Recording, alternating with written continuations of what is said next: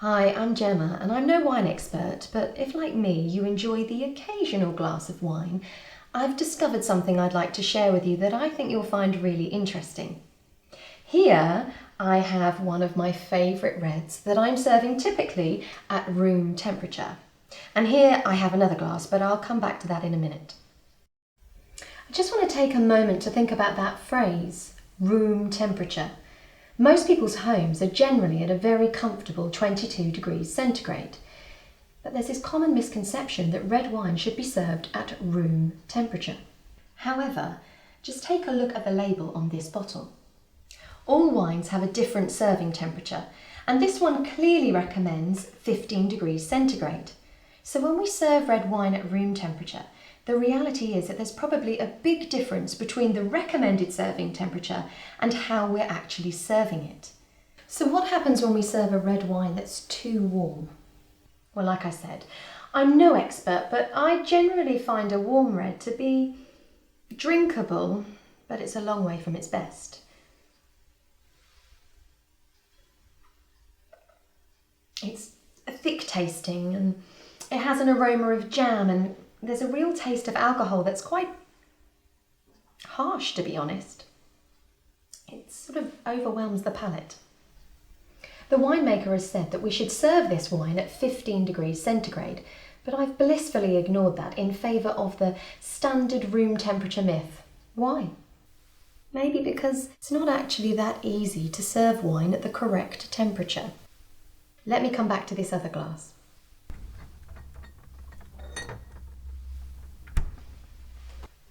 This is the same wine,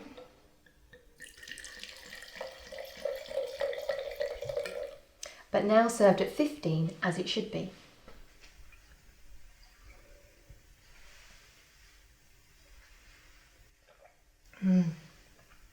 I wish I could share this with you.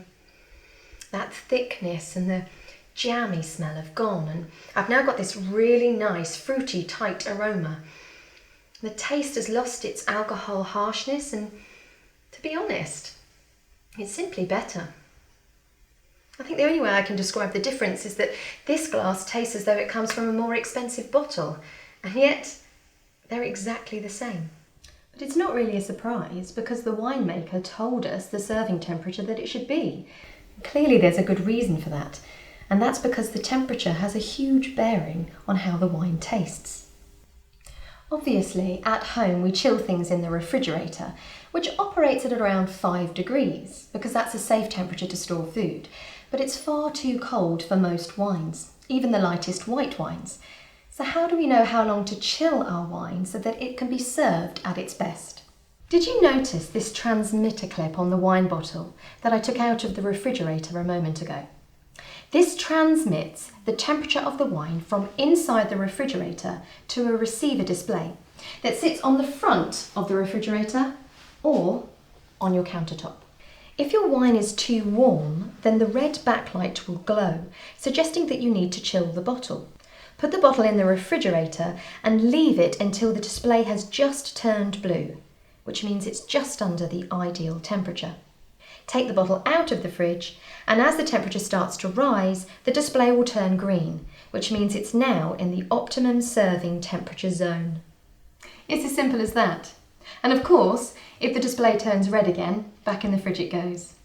Now, I've been using one of my favourite red wines to demonstrate the Kelvin Duo today, but temperature is just as important for whites, rosés and sparkling wines. In fact, the world's favourite white wine should be served at 13 degrees centigrade, while most of us are serving it at 5 degrees centigrade straight out of the fridge.